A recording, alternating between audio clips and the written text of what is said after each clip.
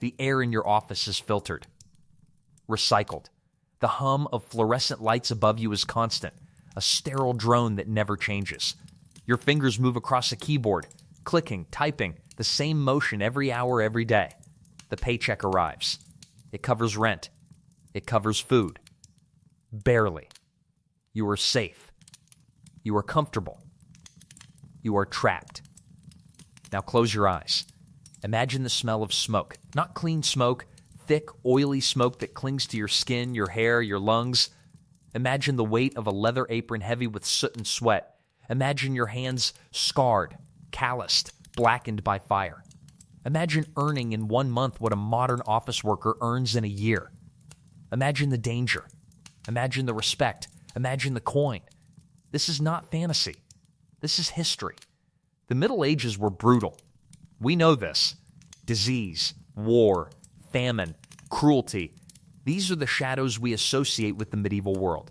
But beneath that darkness lay an economy built on skill, risk, and reputation. Certain professions were not just respected. They were envied. They were feared. They were paid fortunes that would make modern salaries look laughable. These were not kings or lords. These were craftsmen, merchants, healers, trainers of beasts, builders of cathedrals, men and women who worked with their hands, their minds, their courage, and earned wealth that most could only dream of. But wealth in the medieval world was never passive. It did not come from algorithms or investments. It came from fire, from stone, from silk roads lined with corpses, from poisons that could cure or kill, from birds of prey that could tear flesh or bring fortune. You sit in your office chair, scrolling through emails, attending meetings that could have been messages, watching your life drain away in increments. You are paid. You are stable. You are invisible. In the medieval world, you would have been invisible too, unless you had a skill that mattered, a craft that nobles needed, a trade that only a few could master. Then, you would have been seen. You would have been sought. You would have been paid. This is the story of 15 professions from the Middle Ages that paid better than your modern office job. Not in comfort, not in safety, but in coin, in respect, in the kind of wealth that could buy land, titles, freedom. The medieval world did not reward the passive. It rewarded the bold, the skilled, the willing to risk everything for mastery. Let us enter that world. Let us see what they earned. Let us understand what they paid. 1. The master goldsmith. The workshop is small, walls blackened by years of smoke. The forge glows orange, breathing heat that tightens skin and dries throats. But the goldsmith does not flinch. He stands at the heart of the fire, tongs in one hand, hammer in the other, his face slick with sweat.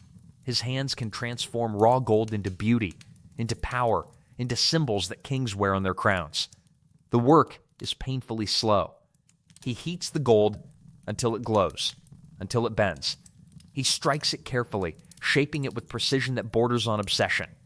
A single mistake, a crack, a flaw, and the piece is ruined.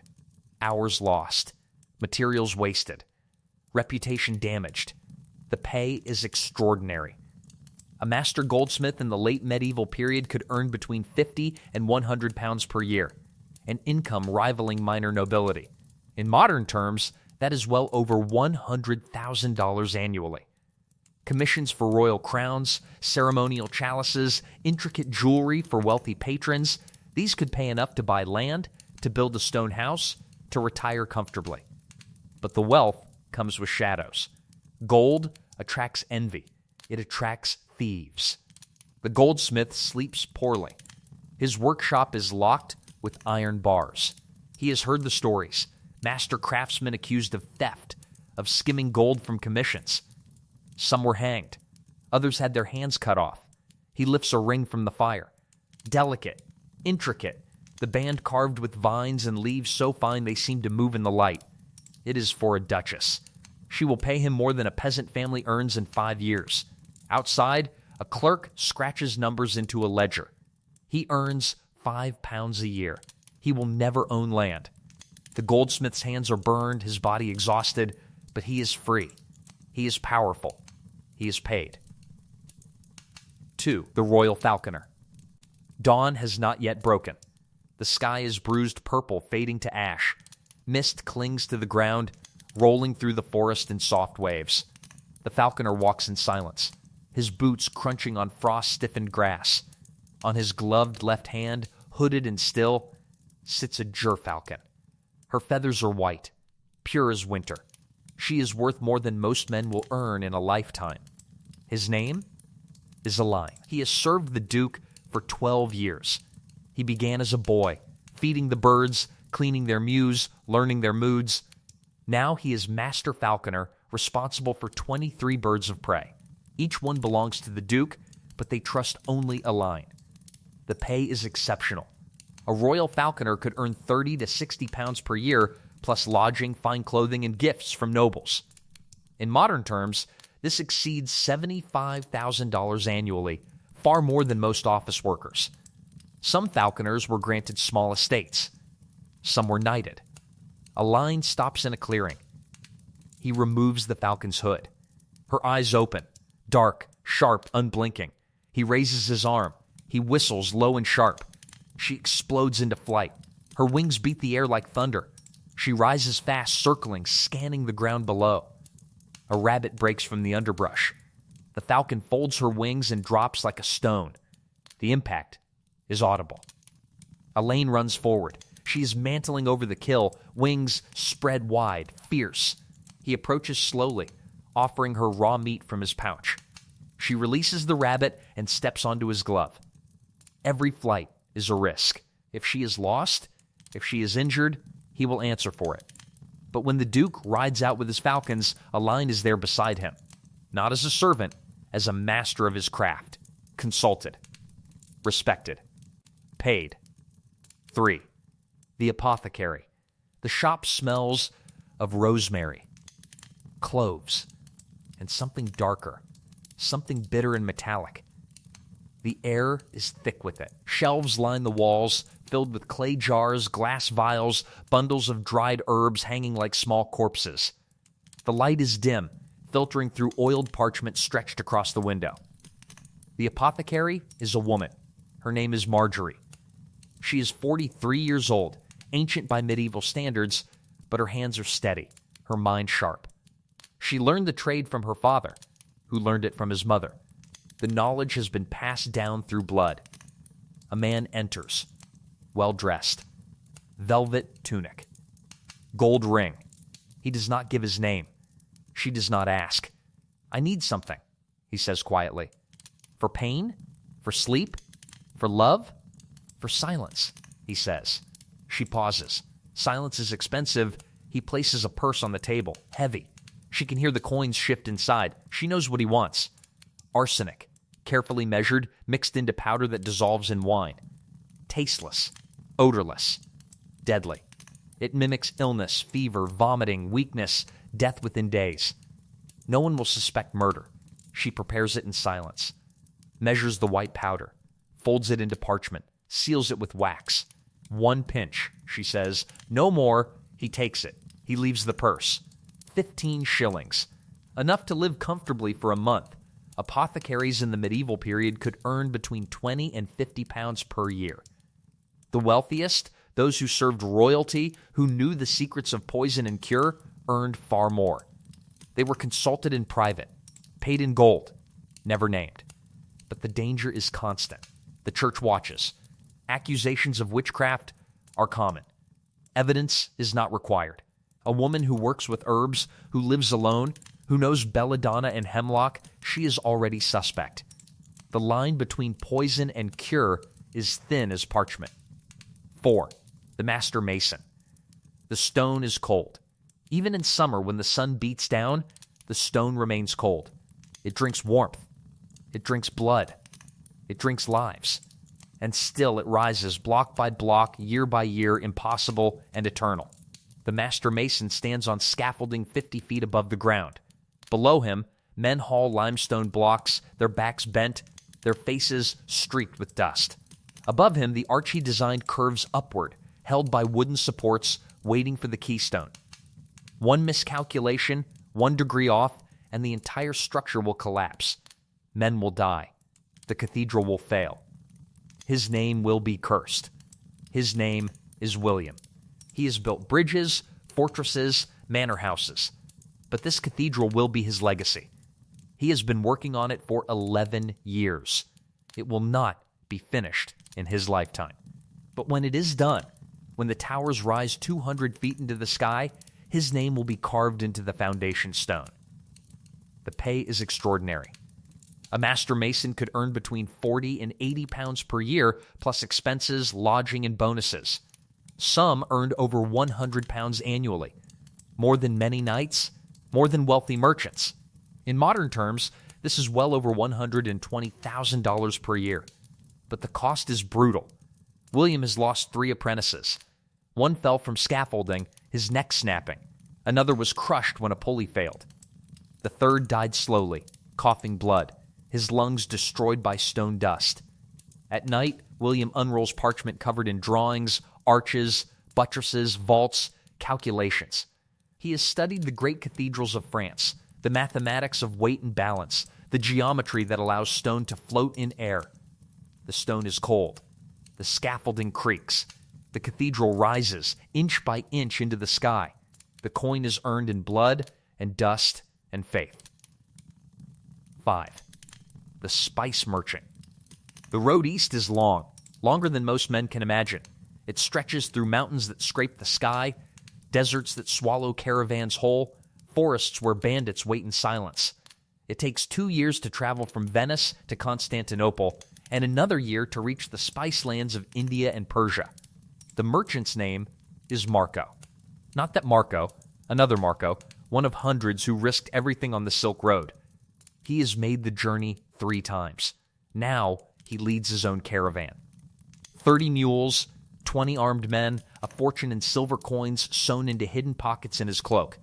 He is heading east again, toward the markets of Tabriz, where he will buy pepper, cinnamon, cloves, nutmeg, ginger, spices that European nobles will pay obscene amounts for. The profit margin is staggering.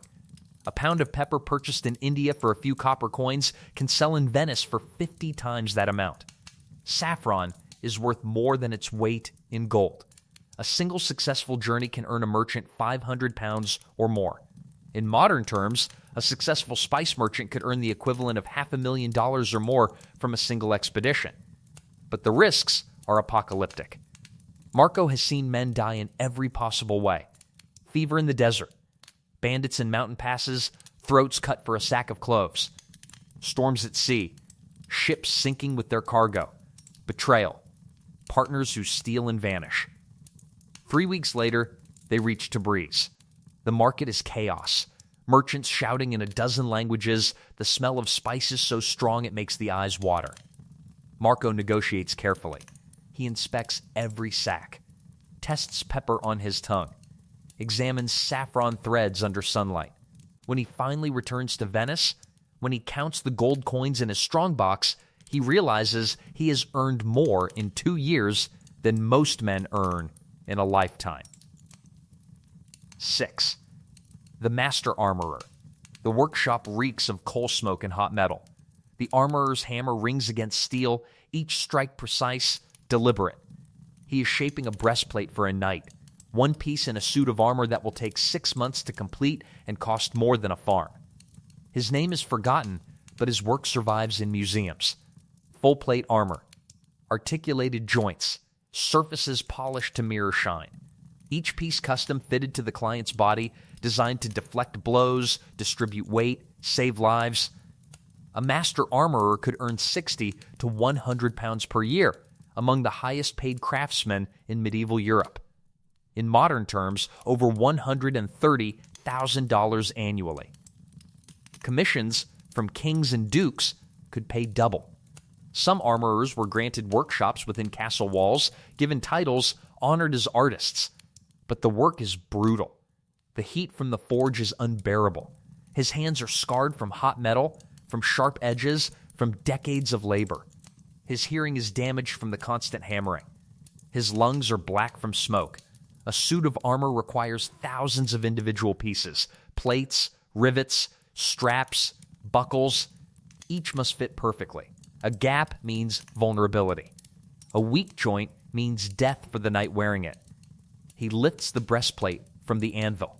The steel is still warm, gleaming in the firelight. It is beautiful. It is deadly. It is worth more than a peasant will earn in 10 years. The hammer falls. The steel bends.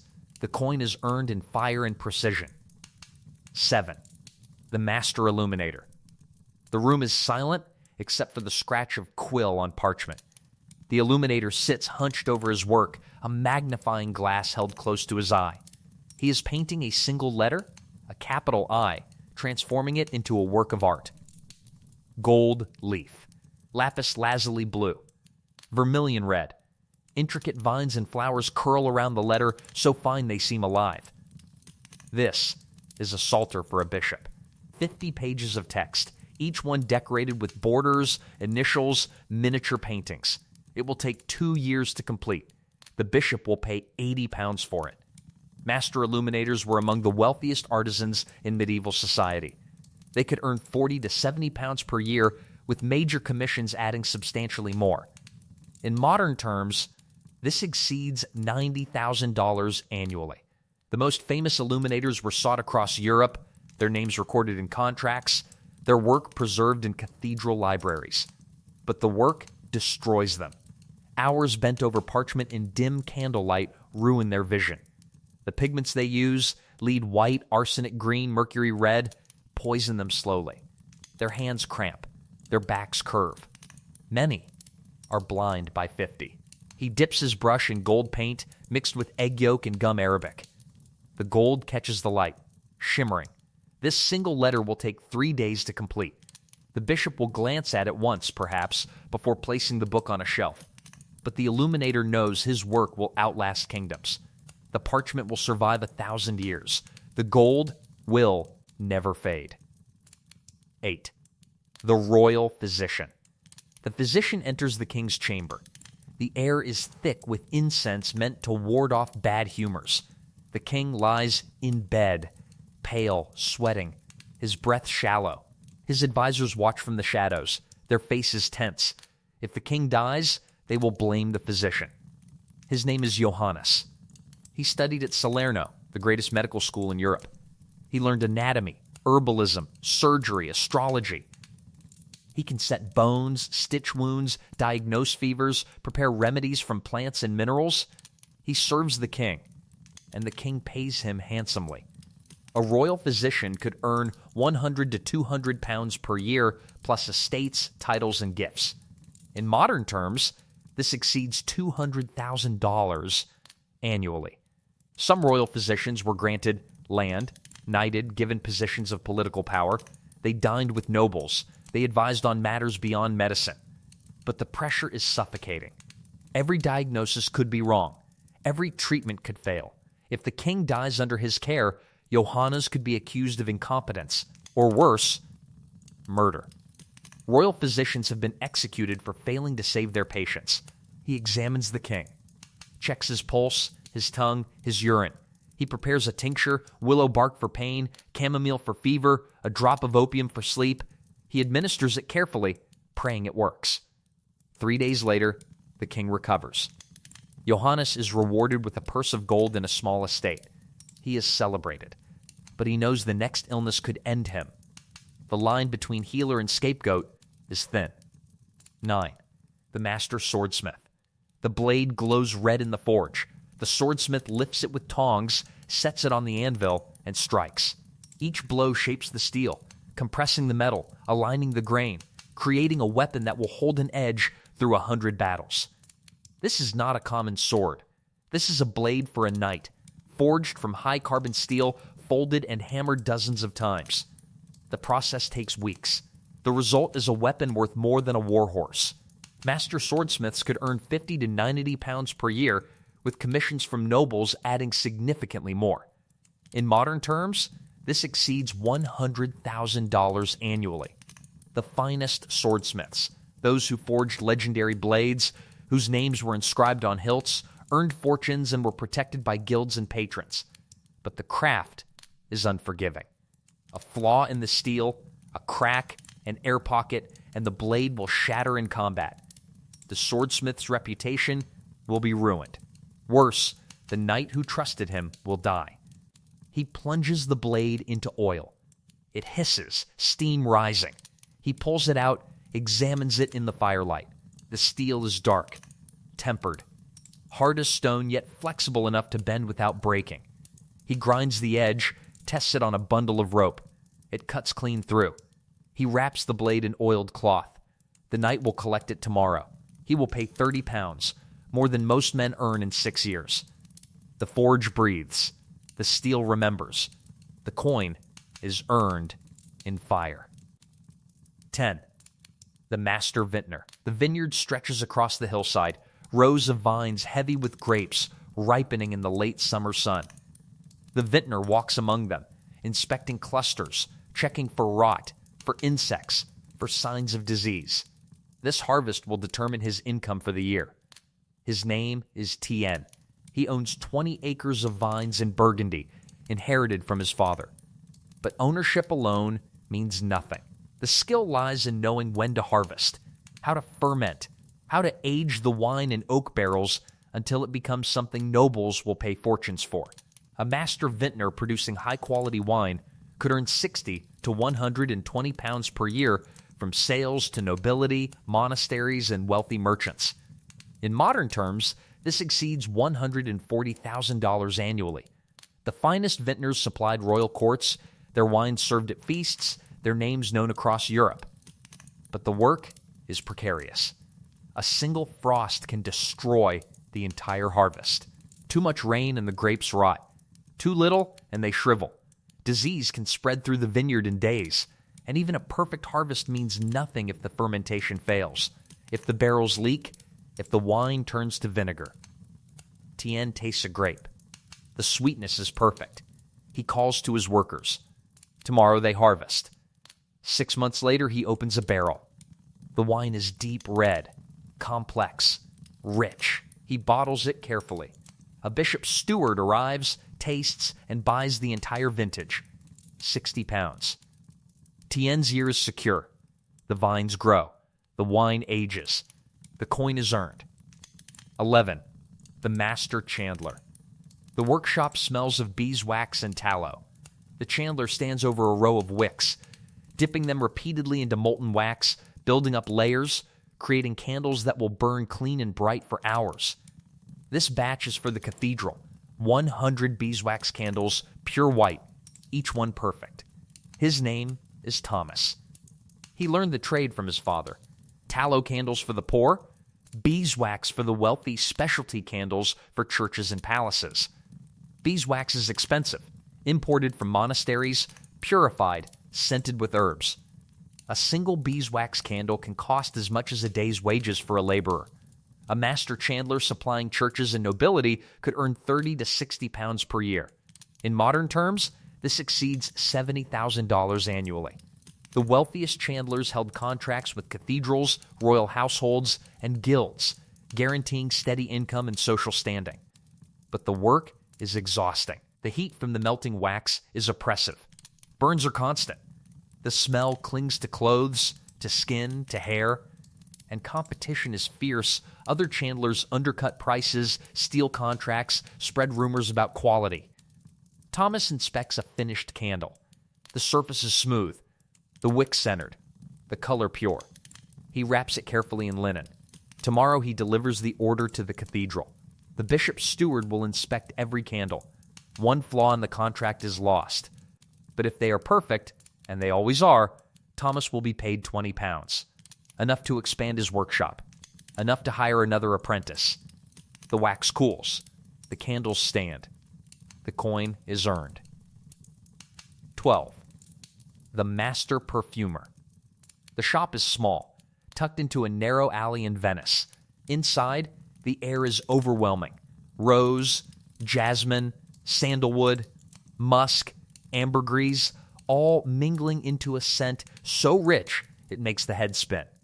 The perfumer stands at a table covered with tiny glass vials, each one containing an essence extracted from flowers, spices, animal glands. Her name is Isabella. She learned the trade from an Arab merchant who taught her the secrets of distillation, extraction, blending. Perfume is not a luxury for the poor. It is a necessity for the wealthy, who use it to mask the stench of unwashed bodies, rotting teeth, streets filled with waste. A master perfumer could earn 50 to 100 pounds per year supplying nobility and wealthy merchants. In modern terms, this exceeds $110,000 annually. The rarest ingredients: ambergris from whale intestines, musk from deer glands, attar of roses requiring thousands of petals, commanded extraordinary prices. But sourcing ingredients is dangerous. Ambergris is found washed ashore, rare and unpredictable. Musk comes from distant mountains where traders risk their lives. Rose plantations require enormous labor, and competition is ruthless. Rival perfumers steal formulas, bribe suppliers, spread lies about quality. Isabella measures drops of jasmine oil into a base of alcohol and sandalwood. She adds a single drop of musk. The scent transforms, deep, complex, intoxicating. She pours it into a crystal vial, seals it with wax. Tomorrow, a duchess will buy it for 10 pounds. Enough to live on for 3 months. The scents mingle. The vials gleam. The coin is earned. 13. The master furrier. The workshop is cold. It has to be. The furs must be kept chilled or they rot. The furrier sits surrounded by pelts, ermine, sable, marten, fox, each one carefully cleaned, stretched, dried. He is sewing an ermine cloak for a duke, stitching hundreds of small white pelts together, leaving the black tail tips to create a pattern. His name is Henrik. He buys furs from trappers who travel to the frozen north, risking death for pelts worth fortunes. Ermine is the most valuable, pure white in winter, soft as silk, worn only by royalty. A single ermine cloak can require 300 pelts. A master furrier supplying nobility could earn 60 to 100 pounds per year. In modern terms, this exceeds $130,000 annually. Furriers held royal warrants, supplied coronation robes, created garments that displayed wealth and status more than any jewel. But the trade is brutal. Furs are expensive, and theft is common. A rival furrier might bribe trappers to sell exclusively to him. The church occasionally condemns excessive luxury, threatening furriers with moral accusations and fashion changes. What is prized 1 year may be worthless the next. Henrik finishes the cloak. It is breathtaking, a cascade of white fur, soft and luminous. The Duke will wear it once, at his daughter's wedding. He will pay 70 pounds for it. Henrik folds the cloak carefully. Tomorrow he delivers it. His year is made. The furs gleam. The needles flash. The coin is earned in cold and patience. 14. The master printer. The workshop smells of ink and paper. The printer stands over the press, adjusting the metal type, ensuring each letter is perfectly aligned. This is a book of hours for a wealthy merchant. 200 pages, each one printed, then hand illuminated. It will take 6 months to complete. The merchant will pay 90 pounds for it. His name is Johann. Not that Johann, another printer, one of dozens who learned the new technology after Gutenberg. The printing press has transformed the world. Books that once took years to hand copy can now be produced in weeks. But the equipment is expensive, the skill demanding, the competition fierce. A master printer could earn 50 to 100 pounds per year, with large commissions adding significantly more. In modern terms, this exceeds $120,000 annually. Printers supplied monasteries, universities, wealthy patrons. Some became publishers, controlling the production and sale of books. But the risks are substantial. The Catholic Church monitors printed material closely. A book deemed heretical can result in arrest, confiscation of equipment, even execution. Rival printers steal type designs, undercut prices, spread rumors about quality. Johann pulls the first page from the press. The ink is crisp. The letters sharp. He inspects it carefully. Perfect. He begins the next page. 6 months later, the book is complete. The merchant is delighted. Johann is paid 90 pounds. He orders new type, expands his workshop, hires another apprentice. The press turns. The pages multiply. The coin is earned in ink and innovation. 15. The master glassblower. The furnace roars, heat pouring out in waves that make the air shimmer. The glassblower stands before it, a long iron rod in his hands, a molten blob of glass glowing at the end. He blows gently, steadily, and the glass expands into a bubble. He shapes it, turning the rod, using wooden tools to form curves, edges, a vessel. His name is Matteo. He works in Venice, on the island of Murano, where the secrets of glassmaking are guarded like military intelligence. Venetian glass is the finest in the world, clear, colored, delicate, strong. Nobles pay fortunes for goblets, mirrors, chandeliers. Glassblowers are forbidden to leave Venice. Those who try are hunted down. A master glassblower could earn 40 to 80 pounds per year, with major commissions adding much more. In modern terms, this exceeds $100,000 annually. The finest glassblowers created pieces for palaces, churches, royal courts. Their work was displayed as art. But the work is dangerous. The heat is unbearable. Burns are constant. The furnace never cools. Glassblowers work in shifts, day and night. Inhaling glass dust destroys lungs. Many die young. Matteo finishes the goblet. It is impossibly thin, the glass tinted blue, the stem twisted into a delicate spiral. He sets it aside to cool. Tomorrow a merchant will buy it for 8 pounds. He wipes sweat from his face. His hands are scarred.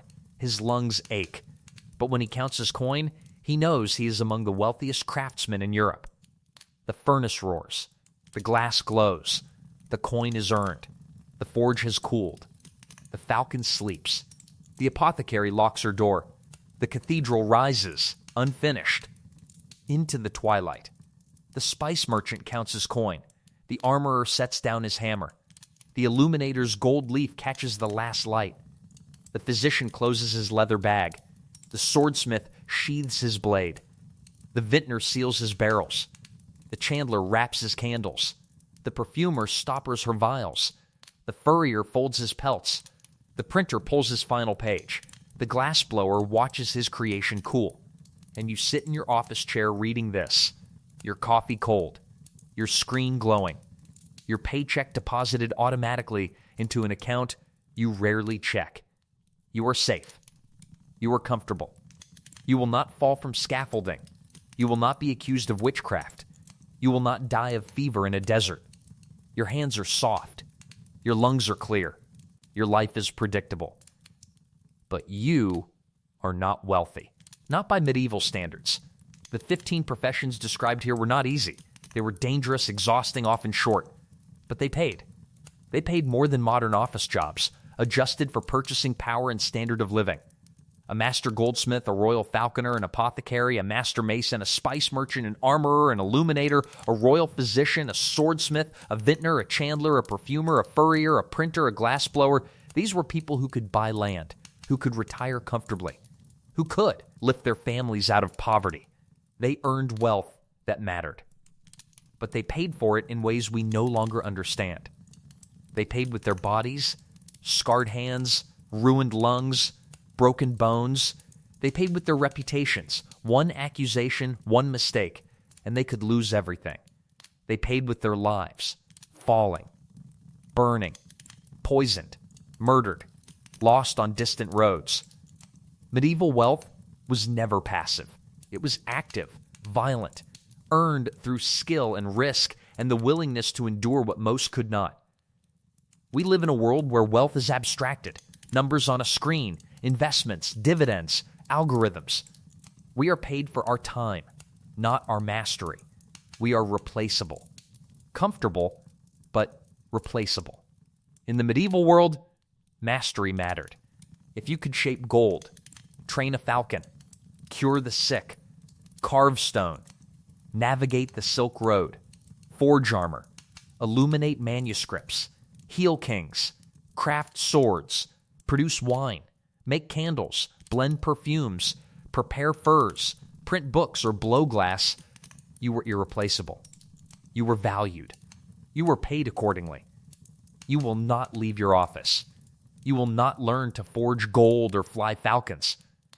But perhaps when you stare at your screen, when you attend your meeting, when you receive your paycheck, you will remember there was a time when work meant something more, when coin was earned in fire and stone and silence, when wealth was not a comfort but a conquest. The forge is cold, but it was once lit. And the men and women who stood before it, who endured the heat, who shaped the gold, they were paid.